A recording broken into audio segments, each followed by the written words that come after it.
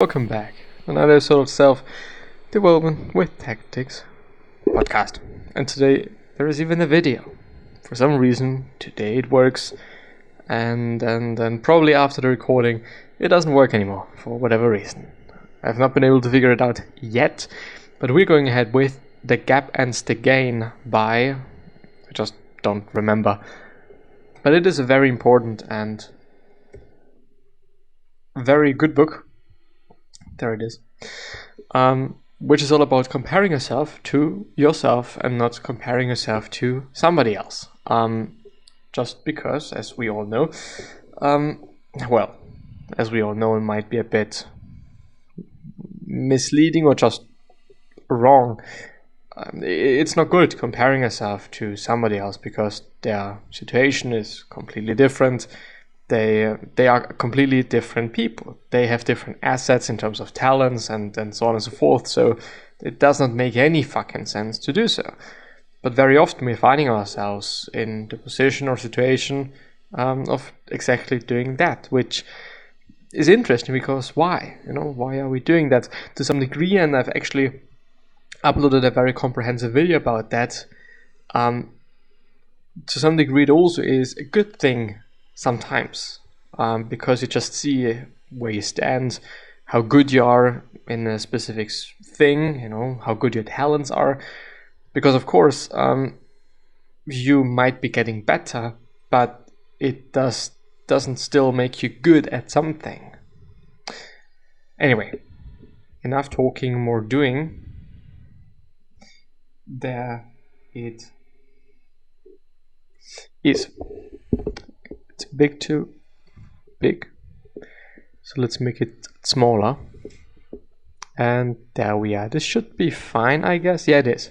We went through chapter 1 and 2 and I think also 3. Yeah. Chapter 4, always measure backward. It is easy to forget about your gains because your memories are always reconstructed in the present based on your current perspective. Highly recommends journaling or doing an annual review to tap back into the context of your former self and see the massive gains. Being reminded of the easily forgotten past boosts your hope, motivation, confidence, and resilience. You're not the exact same person you were in the past. You've evolved and grown a lot, even in the past 90 days.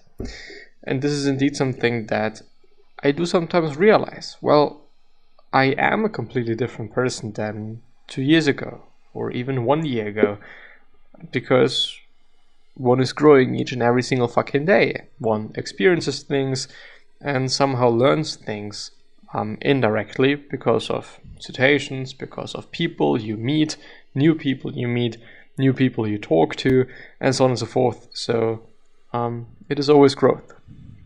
For some people, for some people it's not quite the case. It might be. I think the process isn't linear at all. It's just ups and downs and ups and downs. Take time regularly to measure your gains for different time frames, and remember, always measure backward. Journaling questions. Where am I right now? What are my wins for the past 90 days? What are my desired wins for the next 90 days? Where will I be in 12 months, and where will I be in 3 years? Maybe even where would I like to be in 12 months, and where would I like to be in 3 years? Chapter 5, measure 3 daily wins. What you do during the 60 minutes before bed has an enormous impact on your sleep quality, as well as the direction and quality of your next day. Reactivity, baguettes, I guess? Reactivity. If you're staring at your phone before bed, mindlessly scrolling or consuming, not only will you sleep worse, but you'll continue that same unhealthy, addictive behavior the next day. Write in your journal 3 wins from that day. Then write down the 3 biggest wins you'll get the next day. No more than 3. Do this every day for the rest of your life. Pearson's law states, when performance is measured, performance improves. When performance is measured and reported, the rate of improvement accelerates. Which I think makes sense But I would say, or what I'm thinking about, does it matter to whom I'm reporting my results to, or my hopefully improvement to? Does it matter? Because I think it does, you know. Of course, when I'm presenting it to my boss, the only reason why I'm even existing or able to exist, you know, because without money I can't really exist, you know, it's a bit difficult. It might be a bit more, you know, quote unquote interesting to me. It might just be of more value to me compared to just presenting it to myself. But it is very interesting reading that.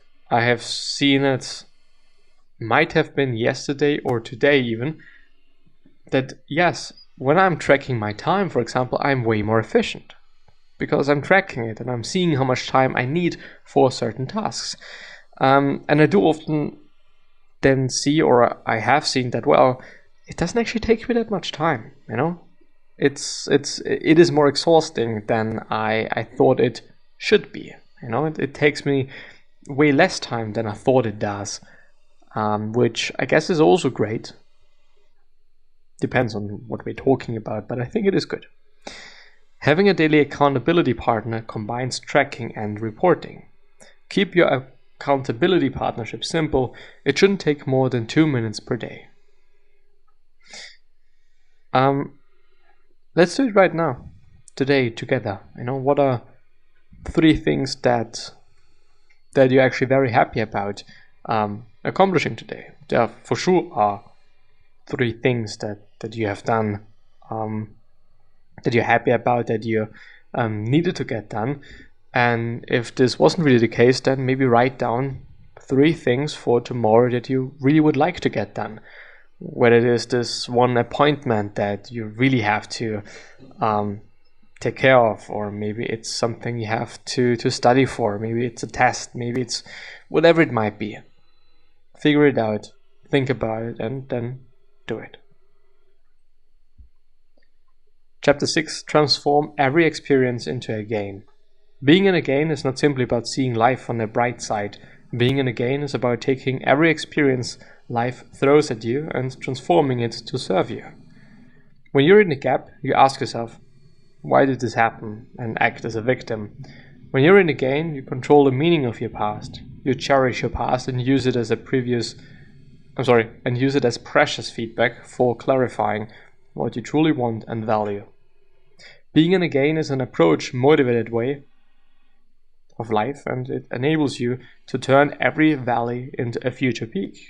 Being in a gain empowers you to take any experience and be better and not bitter. Journaling questions. Think about any specific experience, positive or negative. Ask yourself, what about this experience worked? What usefulness can you get from this experience to improve your future? What can you learn from this experience about what you don't want? Knowing what you know now, because you have had this experience, how will you approach your future differently? What about this experience are you grateful for?